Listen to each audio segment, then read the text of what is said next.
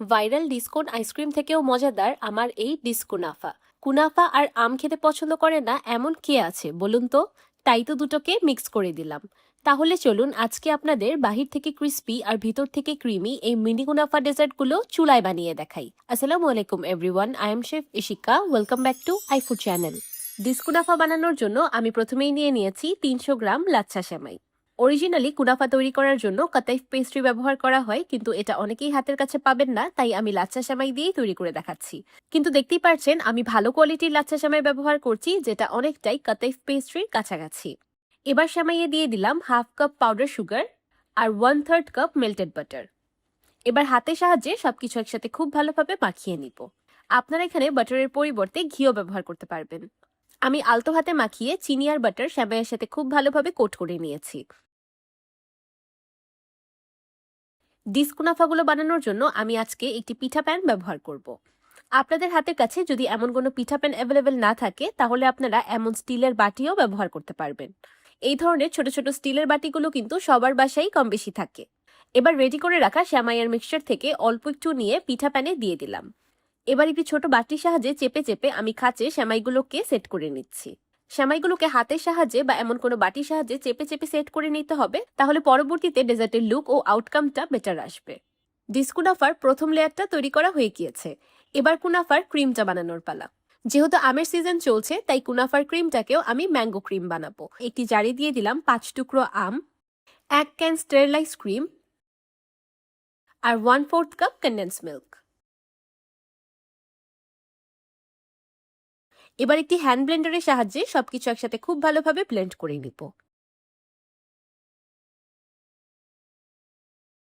খুব ইজিলি একটা yummy mango cream তৈরি হয়ে গিয়েছে। এবার তৈরি করা ম্যাঙ্গো ক্রিমটাকে একটি ফ্রাইং প্যানে ঢেলে দিলাম।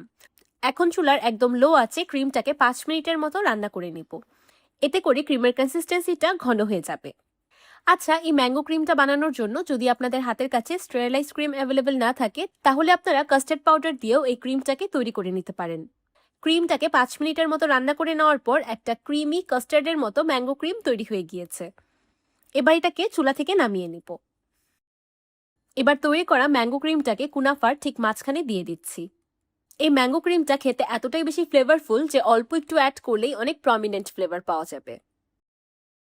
সবগুলো মিনি কুনাফাতে ক্রিম অ্যাড করা হয়ে গিয়েছে। এবার অবশিষ্ট সেমাই দিয়ে উপরের অংশটাকে খুব ভালোভাবে সিল করে দিব। একটি চামচের সাহায্যে আলতো হাতে চেপে দিয়েছি যেন উপরের অংশটাও খুব ভালোভাবে সেট হয়ে যায়। প্রথমেই বলেছিলাম আজকের এই ডিসকুনাফাগুলোকে চুলায় তৈরি করে দেখাবো। সেই জন্য আমি একটি বড় সাইজের তাওয়া চুলায় বসিয়ে গরম করে নিয়েছি। এবার তাওয়ার উপর বসিয়ে দিচ্ছি পিঠা প্যানটি। এবার ঢেকে চুলার লো আঁচে ডিসকুনাফাগুলোকে বেক করে নিব 10 থেকে 12 মিনিটের মতো। 10 মিনিট পর এক পাশ খুব ভালোভাবে বেক হয়ে গিয়েছে। দেখতেই পাচ্ছেন একটা সুন্দর কালারও চলে এসেছে। এবার ডিসকুনাফাগুলোকে উল্টে দিচ্ছি। আমার চুলাটার মাঝখান থেকে একটু বেশি আগুন আসে, তাই মাঝখানের কুনাফাটাতে একটু বেশি কালার চলে এসেছে। এবার অপর পাশটাকেও বেক করে নিব 8 থেকে 10 মিনিটের মতো।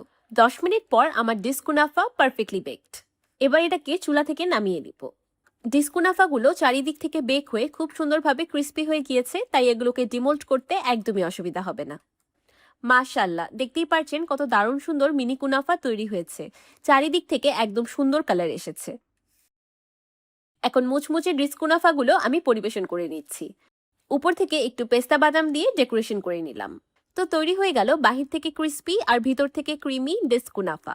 পাকা আমের সাথে ভরপুর এই ডিসকুনাফাগুলো আমি যাকেই বানিয়ে খাইয়েছি সে শুধু একটাই কথা বলেছে, যদি সারা বছর আম পাওয়া যেত তাহলে কুনাফা শুধু পাকা আম দিয়েই খেত। পাকা আম আর সেমাইয়ের কম্বিনেশনটা একসাথে খেতে যে এত মজা হতে পারে, সেটা শুধু আপনি এই কুনাফাটা বানিয়ে খেলেই বুঝতে পারবেন। আমি একটি কুনাফা কেটে দেখাচ্ছি যে ভিতর থেকে কেমন হয়েছে।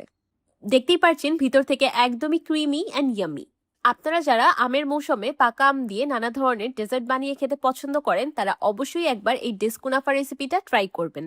আশা করছি আপনাদের খুব ভালো লাগবে। আর সবচেয়ে মজার বিষয় কি জানেন, এই ডিসকুনাফাগুলো নর্মাল ফ্রিজে সংরক্ষণ করে খাওয়া যাবে 1 সপ্তাহের মতো। কুনাফা আর ম্যাঙ্গো লাভার্সরা এই ডেজার্টটা অবশ্যই একবার বানাবেন আর আমাকে কমেন্ট করে জানাবেন আপনাদের কাছে কেমন লাগলো।